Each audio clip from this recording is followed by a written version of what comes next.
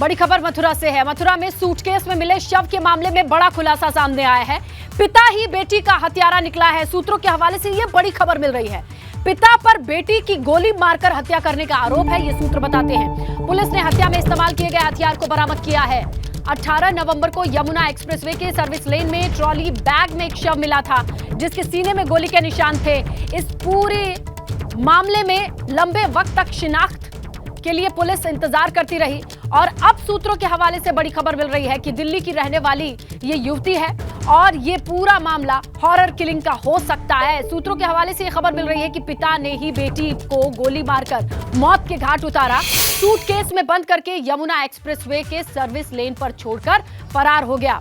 काफी दिनों तक सोशल मीडिया के सहारे पुलिस यहां सहारा लेती रही, सोशल मीडिया तमाम साधनों का कि शिनाख्त हो सके, और अब ये बड़ी जानकारी मिल रही है। और किस तरीके से इस केस को लेकर के नए खुलासे हुए हैं, हम समझेंगे हमारे सहयोगी अनिल सारस्वत से। अनिल, क्या जानकारी मिल रही है सूत्रों से?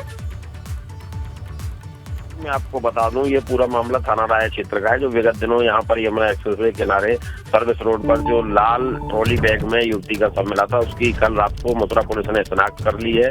अब विश्वस्त सूत्रों से ये जानकारी एबीपी गंगा की टीम के पास है कि जिस युवती की हत्या की गई थी उसका हत्यारा कोई और नहीं था, उसका पिता ही था।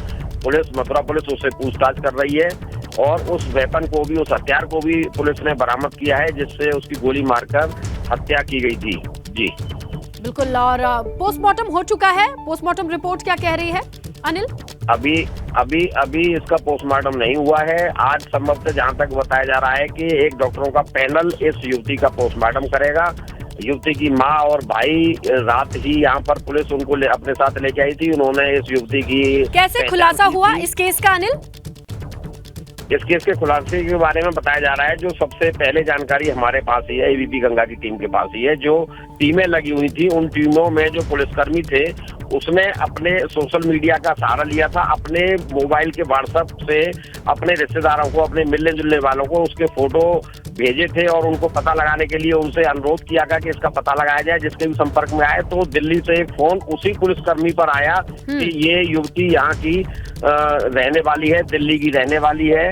और जब उसका फोन आया तो मथुरा की टीमें वहां पर गईं, उस लड़की के घर गईं। लड़की के घर वालों ने पहले जब मथुरा पुलिस ने उसकी पूछताछ की तो फोटो दिखाया मथुरा पुलिस ने, तो उनके घर वालों ने उसे पहचानने से पूरा मना कर दिया। माँ बाप ने मना कर दिया, जो उसके घर में परिजन थे उन्होंने मना कर दिया। लेकिन उसके भाई ने, युवती के भाई ने पुलिस को बताया कि ये मेरी बहन है। तब मथुरा पुलिस रात को उनकी माँ को और उनके भाई को, यानी कुल मिलाकर के ये मामला, ये पूरा मामला संदिग्ध भी नहीं, काफी हद तक साफ दिखाई दे रहा है। देखना है कि इस पर और किस तरीके के खुलासे, आखिरकार अपनी ही बेटी को मौत के घाट उतारने के पीछे क्या वजह रही है, ये तमाम चीजें अभी भी पता लगानी बाकी है। शुक्रिया अनिल जानकारी के लिए। आगे बढ़ेंगे, बात करेंगे माफिया मुख्तार अंसारी के खिलाफ मनी लॉन्ड्रिंग केस से जुड़ी बड़ी अपडेट मिल रही है।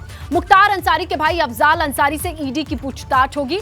ईडी ने अफजाल से तकरीबन आधे घंटे की पूछताछ कर ली है और सांसद अफजाल अंसारी की संपत्ति और आय के स्रोतों के बारे में जानकारी हासिल की गई है। मुख्तार के साले शर्जील रजा से भी अफजाल अंसारी का आमना सामना कराया गया है। मुख्तार अंसारी की कंपनी विकास कंस्ट्रक्शन के पार्टनर्स से आर्थिक लेन देन के बारे में भी पूछा गया है। तो ईडी का शिकंजा लगातार कसता जा रहा है, लगातार पूछताछ का दौर चल रहा है। 8 घंटे की एक और पूछताछ हुई है, जहां मुख्तार अंसारी के भाई से बातचीत हुई है और मुख्तार अंसारी के साले से भी आमना सामना हुआ है। तो कई चीजें यहां पर जुड़ी हुई दिखाई दे रही हैं। किस तरीके से इस पूरे मामले पर आगे बढ़ रही है जांच, समझने की कोशिश करते हैं। हमारे सहयोगी मोहम्मद मोइन के पास ज्यादा जानकारी है। मोइन, किस तरीके से 8 घंटे की जांच के बाद कुछ सुराग मिले ईडी के, कोई अंदरूनी रिपोर्ट या जानकारी आ रही है? देखिए, माफिया मुख्तार अंसारी के खिलाफ मनी लॉन्ड्रिंग का जो केस दर्ज हुआ था, उसमें उसके परिवार वालों पर शिकंजा लगातार कसता जा रहा है। ईडी की टीम इस मामले में पहले ही मुख्तार अंसारी के बेटे विधायक अब्बास अंसारी और सारे शर्जील रजा को गिरफ्तार कर चुकी है। और इसके बाद अब मुख्तार अंसारी के भाई और गाजीपुर से बीएसपी के सांसद अफजाल अंसारी से पूछताछ की गई है। आर्थिक स्रोतों के बारे में पूछताछ की गई है और मुख्तार अंसारी के परिवार से जो जिस तरीके से आर्थिक लेन देन होता है उस बारे में पड़ताल की गई है। जो ईडी के सूत्रों के ने जानकारी दी है उसके मुताबिक कि तमाम ऐसे सवाल थे जिनके जवाब ईडी की टीम की तरफ से किए गए और अफजाल अंसारी के पास उन सवालों के जवाब नहीं थे। वो हाँ ना में जवाब देते रहे या तो फिर उन सवालों पर चुप्पी साध लेते थे और सिर को झुका लेते थे। इससे पहले 9 मई को भी ईडी की टीम अफजाल अंसारी से पूछताछ कर चुकी है। एक बार दूसरी राउंड में जो है तकरीबन 8 घंटे तक पूछताछ की गई है और उम्मीद जताई जा रही है कि जो नए तथ्य सामने आए हैं अब्बास अंसारी से पूछताछ में, साले सरजीर नजर से पूछताछ में, उसके बाद ईडी की टीम जल्द ही एक बार फिर से अफजाल अंसारी को बुला सकती है। वैसे अफजाल मुख्तार अंसारी के परिवार के दूसरे सदस्यों पर भी ईडी का शिकंजा आने वाले दिनों में कस सकता है। परिवार के कई अन्य सदस्यों को समन जारी किया जा सकता है, उन्हें पूछताछ के लिए तलब किया जा सकता है। और अफजाल अंसारी से सबसे ज्यादा पूछताछ इस बात पर हुई कि जो मुख्तार अंसारी की कंपनी है विकास कंस्ट्रक्शन, उसमें जो पार्टनर है उनके साथ उनका जो है वो आर्थिक लेन देन क्यों हुआ, उसकी क्या वजह रही और उस कंपनी में उनका किस तरह का रोल रहा है। दरअसल ईडी की टीम को इस बात का शक है कि जो मुख्तार अंसारी, उनके बेटे, दोनों बेटों और पत्नी का जो कारोबार है, उसको जो सियासी अवैध कारोबार है, उसको जो सियासी संरक्षण है वो अफजाल अंसारी देते रहे, उन्हीं के रसूख के चलते। बिल्कुल, देखिए मोइन, ये दूसरी बार दूसरे राउंड में फिर से ईडी पूछताछ कर रही है, आमना सामना भी कराया गया है शर्जील से। ऐसे में देखना होगा कि आगे की कार्रवाई क्या और होती है और बुलाया जाता है और उससे क्या खुलासा होता है। ये तमाम चीजें आने वाले वक्त में स्पष्ट हो जाएंगी। शुक्रिया मोइन जानकारी के लिए। बड़ी खबर मिल रही है सोनभद्र में सड़क हादसे में भाई बहन समेत 3 लोगों की मौत की खबर है। तेज रफ्तार बोलेरो से बाइक की टक्कर हुई और हादसे में घायल तीनों को अस्पताल भर्ती कराया गया, जहां पर डॉक्टर्स ने इन्हें अस्पताल जब तक लाया जाता वहां मृत घोषित किया गया। मृतकों में एक लड़का और 2 लड़कियां शामिल हैं। सूचना पाकर बोलेरो को कब्जे में लिया गया है। ओबरा थाना क्षेत्र के चोपन मार्ग पर सुभाष पेट्रोल पंप के पास यह हादसा हुआ है, जहां पर रफ्तार का कहर देखने को मिला है। तेज रफ्तार बोलेरो से बाइक की टक्कर हुई और इस हादसे में 3 लोग जब घायल हुए, उन्हें अस्पताल ले जाने की कोशिश हुई, लेकिन जब तक अस्पताल ले जाया जाता जिंदगी खत्म हो चुकी थी, जिसमें 2 लड़की 1 लड़का शामिल है। अब सूचना पर पुलिस पहुंची है, बोलेरो को कब्जे में लिया गया है, जिसके तेज रफ्तार की वजह से बाइक पर सवार इन 3 लोगों के जान जाने की खबर मिल रही है। ये पूरा हादसा है ओबरा थाना क्षेत्र में आने वाले चोपन रास्ते का, जहां पर सुभाष पेट्रोल पंप है, वहीं पर ये हादसा हुआ। तो आप देखिए तस्वीरों में, अंदाजा लगाइए कि यहाँ पर तेज स्पीड में चलने के क्या मायने हो सकते हैं। भीड़ भाड़ वाली जगह है, अच्छा खासा क्राउड दिखाई दे रहा है, पेट्रोल पंप है, लेकिन यहाँ पर भी रफ्तार से बाज नहीं आते हैं कुछ लोग और टक्कर में 3 लोगों की मौत।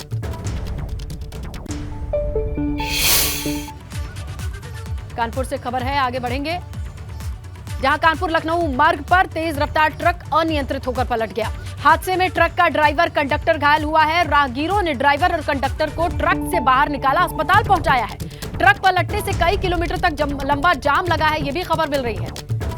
कानपुर लखनऊ मार्ग पर लंबा जाम की स्थिति इसलिए ट्रक के पलटने के बाद राहगीरों ने ट्रक चालक और कंडक्टर को तो अस्पताल पहुंचा दिया है, लेकिन ट्रक पलटने से लंबा जाम लगा हुआ है। जाहिर तौर पर ट्रक को अभी हटाया नहीं गया है, पलटा हुआ ट्रक रास्ते में पड़ा हुआ है।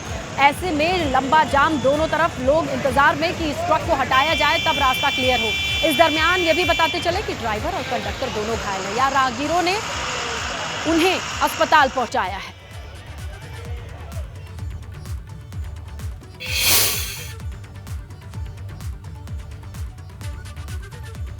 बांदा से खबर है, सवारियों से भरी रोडवेज बस खाई में जा गिरी। अनियंत्रित होकर सड़क के किनारे खाई में बस के पलटने की खबर, जहां ट्रैक्टर को बचाने के चक्कर में यह बस खाई में पलटी है। बस में 40 से ज्यादा लोग सवार जो घायल बताए जा रहे हैं। बबेरू से कानपुर की तरफ ये रोडवेज बस जा रही थी। बबेरू कोतवाली क्षेत्र के ओरन रोड की यह घटना बताई जा रही है। ट्रैक्टर ट्रॉली को बचाने के चक्कर में ये बस अपना बैलेंस बिगड़ जाता है। बैलेंस खोने के बाद ये खाई में गिरती है। 40 लोग इसमें घायल हुए हैं। 40 से ज्यादा लोगों के घायल होने की खबर है। रोडवेज की ये बस थी। ओरन रोड पर यह एक्सीडेंट हुआ है। बबेरू से कानपुर जा रही थी ये रोडवेज बस, जहां सामने से आ रही ट्रैक्टर ट्रॉली को बचाने के चक्कर में बस का बैलेंस बिगड़ गया और वो खाई में जा गिरी। 40 लोग इस बस में जो सवार थे वो घायल है, ये बताया जा रहा है।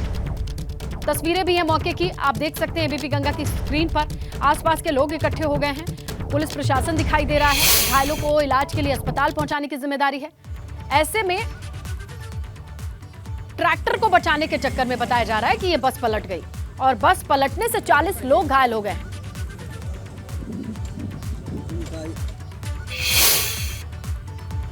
हादसे की खबर शामली से भी है। 6 लोग घायल हुए हैं। कार में सवार होकर श्रद्धालु पानीपत से हरिद्वार जा रहे थे।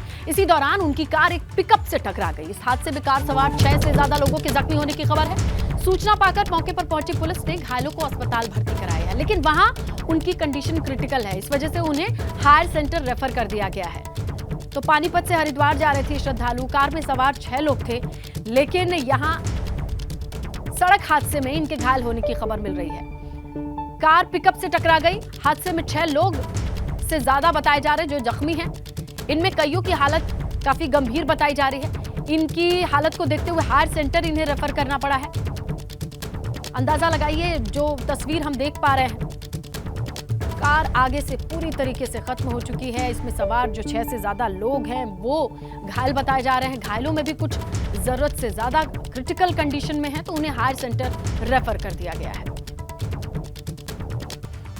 और देखिए, ग्रेटर नोएडा में मुठभेड़ के दौरान गैंगस्टर अभिषेक गिरफ्तार हो गया है। शातिर लुटेरे की पुलिस को लंबे वक्त से तलाश थी। बुलेट से किसी वारदात को अंजाम देने की फिराक में था। उसी दौरान पुलिस ने उसे घेर लिया। गैंगस्टर अभिषेक ने पुलिस पर हमला करके भागने की कोशिश भी की, लेकिन जवाबी कार्रवाई में गोली लगने से वो जख्मी हो गया। पुलिस ने उसके पास से बुलेट, तमंचा, जिंदा कारतूस बरामद किए हैं।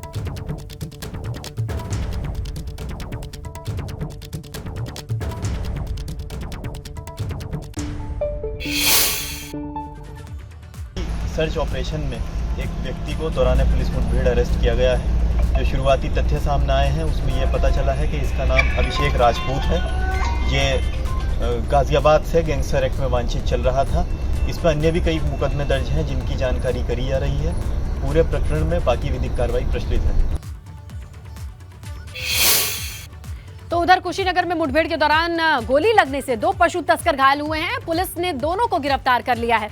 पशु तस्कर फैजाबाद के रहने वाले हैं। दोनों के नाम विनोद और राम भरत है। इनके पास से पुलिस ने अवैध तमंचा बरामद किया है। तमकुही राज थाना क्षेत्र के लतवा चट्टी माधोपुर गांव नहर के पास इन्हें मुठभेड़ के बाद धर दबोचा गया है।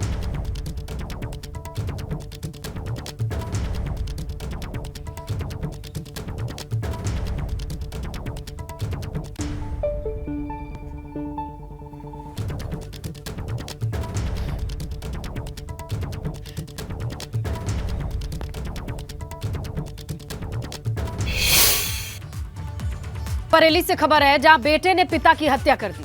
आरोप यह है कि 20,000 के लिए बेटे ने धारदार हथियार से पिता की हत्या कर दी है। बेटे पर जो आरोप लगा है, पत्नी और 2 बेटों के साथ मिलकर उसने हत्या की है। यह बताया जा रहा है कि पिता ने कुछ दिन पहले 80,000 में एक बाग बेचा था। 4 बच्चे होने की वजह से सबके हिस्से में 20,000 ही आने थे। ऐसे में आरोप है कि पिता ने घर बनाने के लिए सारा पैसा अपने पास रख लिया। इसी बात से नाराज बेटे ने पिता की हत्या कर दी।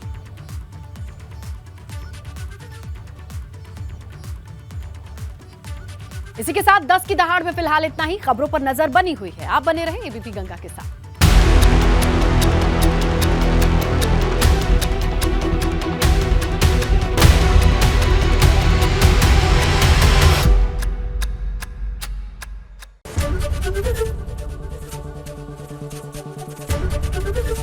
एबीपी गंगा, खबर आपकी, जुबान आपकी।